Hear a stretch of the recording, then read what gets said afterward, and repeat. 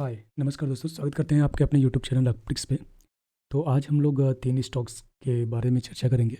तीन स्टॉक्स जो swing tradings या यूँ समझिए कि शॉर्ट टर्म ट्रेडिंग के लिए ही है। स्विंग ट्रेडिंग्स से थोड़ा सा टाइम ड्यूरेशन ज़्यादा होगा, 1 महीने 2 महीने या 3 महीने, हार्डली लास्ट से लास्ट आप 3 महीने के लिए इस स्टॉक्स को वॉच कर सकते हैं, देख सकते हैं।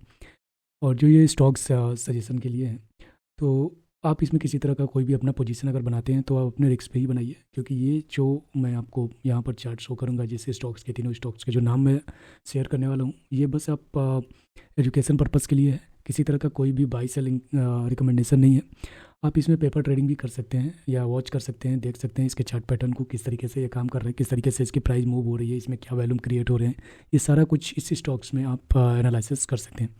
तो अभी जो ये तीन स्टॉक्स के बारे में मैं चर्चा करूंगा, उससे पहले मैं आपको बता दूं कि इससे पहले हम लोगों ने तीन स्टॉक्स के बारे में पहले भी स्विंग ट्रेडिंग में देखा था। और वो जो स्टॉक थे, मैं उनके एक बार नाम बताना चाहता हूँ कि एक तो उसमें से था बेल। ठीक है। और पहला जो ये स्टॉक था, ये बेल, आप यहाँ पे देख सकते हैं कि 151 से लेकर के अभी ये 233 पे इसने क्लोजिंग दिया है। ऑलमोस्ट 55% का इसने हाई लगाया है। अब यहाँ से जो बताया गया था कि ये एक ब्रेकआउट जोन है, और अगर ये ब्रेकआउट कर देता है, जो कि यहाँ पे आप देख सकते हैं कि इसका प्राइस जो था ये ब्रेकआउट का, और यहाँ पे इसने एक ब्रेकआउट दे दिया था।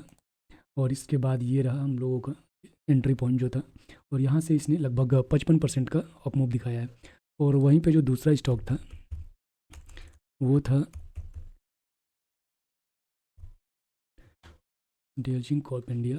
और इसमें आप जब देखेंगे कि यहाँ से एक ब्रेकआउट आया था, ये वन डे के चार्ट पैटर्न है। इसने एक बार पहले भी ये काफ़ी लंबे समय से कंसोलिडेट कर रहा था। जब इसने एक ब्रेकआउट दिया तो इसने बिना रिटेस्ट किए ही वो ऊपर चला गया था। फिर यहाँ से एक बार रिटेस्ट किया आपने उसी एरिया को, एंड देन जब इसने ब्रेकआउट दिया तो हम लोगों की यहाँ पे एंट्री बन रही थी। और अभी आप देखेंगे कि अराउंड 76-77% के आसपास का ये हाई लगा चुका है उसके बाद से। तो ये दो स्टॉक, और एक तीसरा स्टॉक था जो कि था शुभलियन इंडस्ट्रीज़।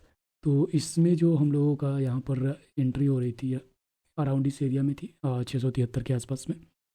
और वहाँ से ये इसने थोड़ा सा भी हाई नहीं लगाया, एक सेलिंग प्रेशर फेस कर रहा है, लेकिन अभी तक हमारे एसएल एरिया को इसने हिट नहीं किया है।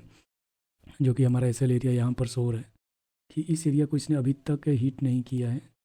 और जैसे ही ये एरिया हिट हो जाता है हम लोग यहाँ से निकल जाएंगे, लेकिन उससे पहले इसने एक जो कि ये सपोर्ट का काम करेगा, ये सपोर्ट फिर से दिखा रहा है और ये ऊपर की तरफ जा रहा है। ठीक है। तो देखते हैं कि इसमें क्या होता है। अभी तक इसमें बहुत ज़्यादा का कुछ मूव नहीं आया है। अगर एसएल होता है तो एसएल लेकर निकलना होगा। अब आज का जो स्टॉक्स है उसके बारे में हम जानते हैं। तो हमारा इसमें जो पहला स्टॉक्स है जिसके बारे में हम लोग चर्चा करने वाले हैं, वो है गोल्डम इंटरनेशनल। अब इसमें भी आप देख रहे हैं कि एकदम सेम टाइप का पैटर्न एक बनता हुआ यहाँ पे दिख रहा है। ठीक है। ये जो एरिया है, मैं आपको दिखाता हूँ कि एक ये एरिया है जो कि पूरी तरीके से गार्बेज एरिया है। कुल मिला के ये मतलब ये बहुत ज़्यादा इसमें नॉइज़ है। इस एरिया को आप लोग देखेंगे तो बार बार यहाँ जा रहा है, फिर आ रहा है, जा रहा है, आ रहा है।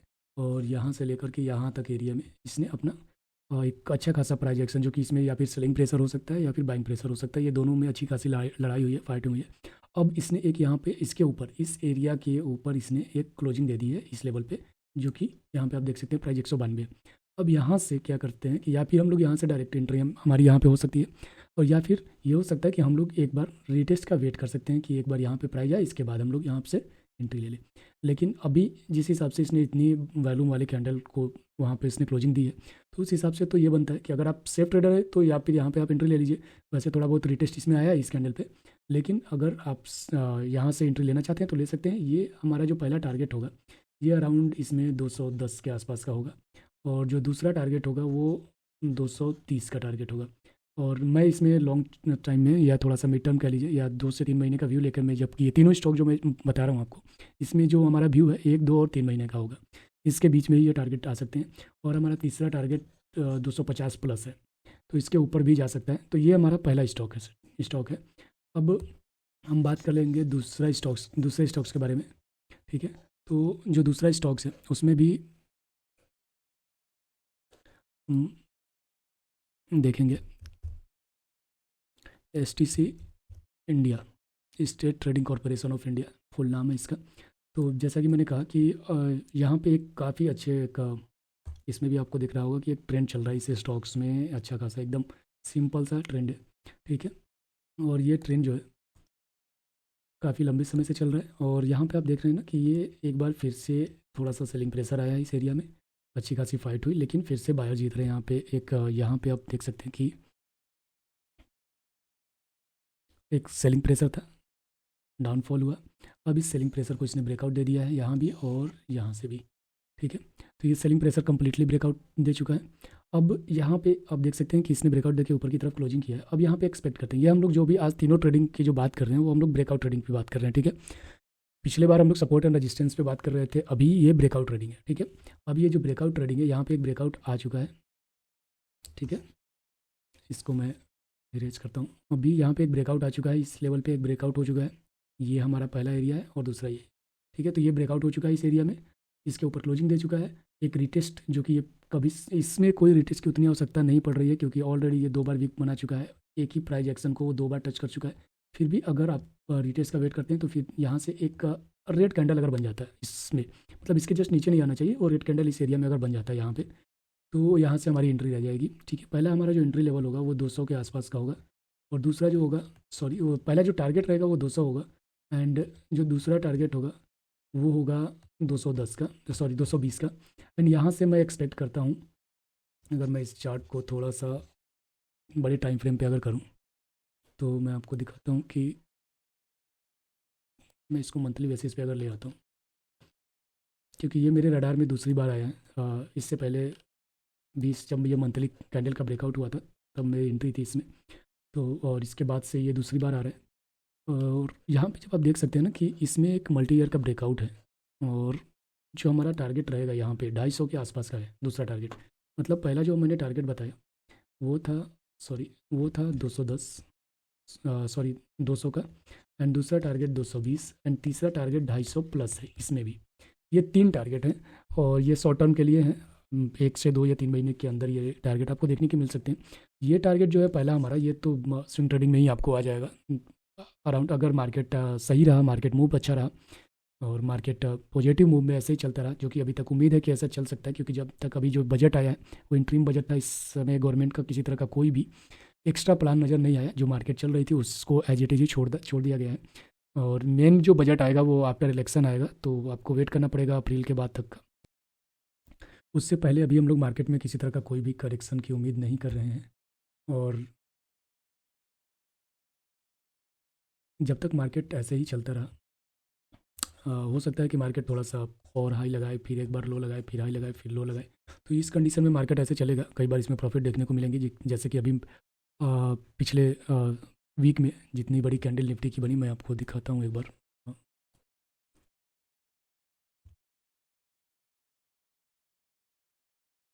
मैं इसको हटाता हूँ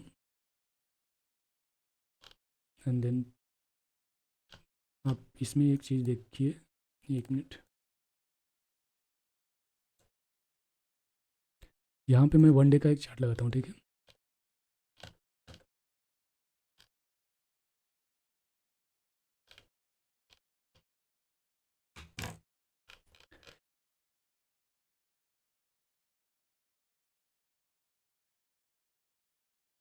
ये देखिए, अब इसमें आप जब देख रहे हैं ना कि ये वाली जो इस तरीके की कैंडल, कई बार आपको इस बीच में, जो कि अप्रैल तक का मैं सोच रहा हूँ, इस टाइप की ये वाली जो कैंडल बनी है, इस टाइप की कैंडल आपको कई बार इसमें मार्केट में देखने को मिल सकती हैं। और ये ऐसे कैंडल बनेंगे बीच बीच में, क्योंकि मार्केट को ऊपर रखना है, गवर्नमेंट भी चाहती है पॉजिटिव।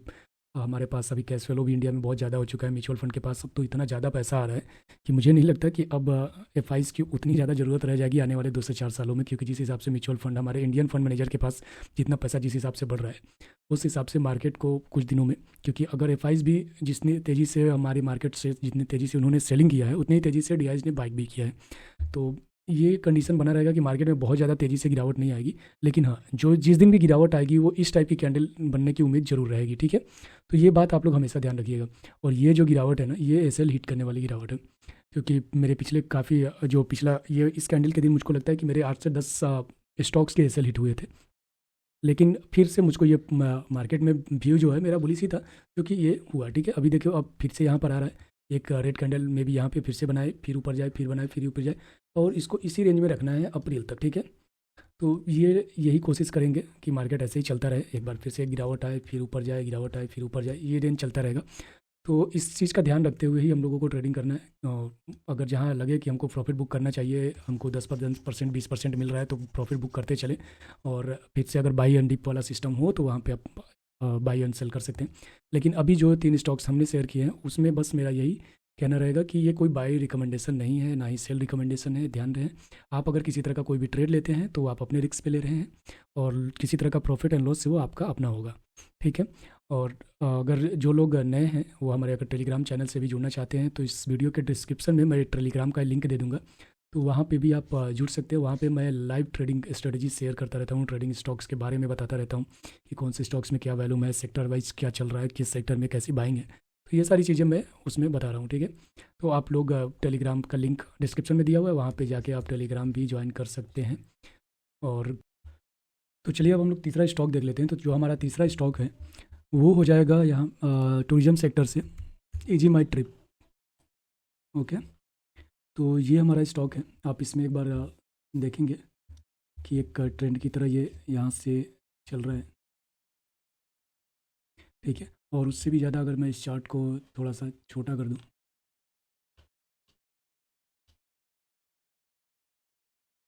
तब यहाँ पे एक चीज़ देखने को मिलेगी कि इसने हाल ही में अपना एक रेजिस्टेंस जो कि पिछले कुछ दिनों से ये फेस कर रहा था, इसको इसने ब्रेक किया है, ठीक है। यहाँ पे एक बार आया था, एक ये से पहले यहाँ पर भी, एंड देन यहाँ पर भी जब ब्रेकआउट हुआ तो एक रिटेस्ट के बाद वो ऊपर की तरफ गया, एंड देन मेन रिटेस्ट जो इसने यहाँ से किया है, ठीक है। तो यहाँ पे जो वॉल्यूम क्रिएट हुआ आप देख रहे हैं कि इसको काफ़ी ऊंचे तक लेकर गया, काफ़ी हाइट तक गया ये। यहाँ पे अराउंड हमको लगता है कि ये 45 से 50 लगभग, ये 12 13 14% के आसपास का इसने हाई लगाया है, ठीक है। तो अब इसके बाद से अगर आप देखेंगे कि अब जो हमारा इस स्टॉक में जो मेन टारगेट रहेगा वो क्या है, तो एक तो हमारी एंट्री यहीं पर बन जाती है, ठीक है, कि ये जो लेवल है यहाँ पे हम लोग एंट्री कर सकते हैं, 49 का लेवल जो चल रहा है। और यहाँ से जो हमारा जो पहला टारगेट बनेगा ना, वो बनेगा, चार्ट को थोड़ा सा छोटा करते हैं तब आपको क्लियर समझ में आ जाएगा। तो हमारा जो पहला टारगेट है वो ये इसके अराउंड इस लेवल पे, जो कि ये 55 का है लेवल, पहला टारगेट। और फिर इसके बाद जो दूसरा टारगेट है वो हो जाएगा हमारा यहाँ पर इस लेवल के अराउंड, जो कि ये रेजिस्टेंस है, ये वाला रेजिस्टेंस जोन, जो कि अराउंड ये 60 पे पड़ रहा है, 60, एंड देन इसके बाद हम लोग 70, ये 55 60 एंड 70, ये हमारे 3 टारगेट होंगे इसमें। तो इस स्टॉक्स को भी आप लोग कंसीडर करके चलिए, क्योंकि इसमें भी एक अच्छा पोटेंशियल मुझको दिख रहा है। और हाल ही में जिस हिसाब से सरकार ने टूरिज़्म सेक्टर को बढ़ावा देने के लिए जो भी स्टेटमेंट दिया है वो काफ़ी बेनिफिशियरी है इस स्टॉक के लिए भी। काफ़ी लंबे समय से एक कंसोलिडेशन फेज से गुजर रहा था, अभी इसमें एक ब्रेकआउट आया है, वॉल्यूम भी अच्छा क्रिएट हो रहा है, और मे भी यहाँ से मतलब मेरा ऐसा मानना है कि एक ऑल टाइम हाई लगा सकता है अपना। ये इससे पहले भी काफ़ी लगभग 400 से ऊपर का प्राइस चल रहा था, जिसके बाद ये स्प्लिट हुआ था स्टॉक, और अभी आपको 49 रुपये के आसपास चल रहा है, और एक ब्रेकआउट के साथ ही 49 रुपये के प्राइस पे है, रिटेस्ट इसमें डन हो चुका है। तो यहाँ से एक्सपेक्ट करूँगा कि जो मेरा पहला जो टारगेट मैंने आपको बताया कि 55 रुपये है, दूसरा टारगेट 60, और तीसरा जो है 70 प्लस आप तीसरा टारगेट रख सकते हैं। यहाँ से ऑल टाइम हाई का भी हो सकता है। टाइम ड्यूरेशन वही सेम ही है टाइम, और मे भी अगर आपको ऑल टाइम हाई के लिए वेट करना है तो आप इसमें और ज़्यादा दिन वेट कर सकते हैं। तब तक के लिए बाय बाय, मिलते हैं नेक्स्ट वीडियो में। और आप लोग प्लीज़ चैनल को सब्सक्राइब कर लीजिएगा, और जो लोग नए हैं, अगर आप लोग बिल्कुल भी नए हैं, तब तक के लिए बाय बाय, और मिलते हैं नेक्स्ट वीडियो में। तब जो लोग नए आए हैं इस यूट्यूब चैनल पे, प्लीज़ चैनल को सब्सक्राइब करना मत भूलिएगा। और अगर आपको टेलीग्राम ग्रुप ज्वाइन करना है तो नीचे डिस्क्रिप्शन में उसका लिंक है हमारे टेलीग्राम ग्रुप का, जहाँ पे मैं सेक्टर वाइज और भी बहुत सारी लाइव ट्रेडिंग में भी सजेशन देता रहता हूँ, तो वहाँ पे आप जाके ज्वाइन हो सकते हैं। और मिलते हैं नेक्स्ट वीडियो में, बाय बाय।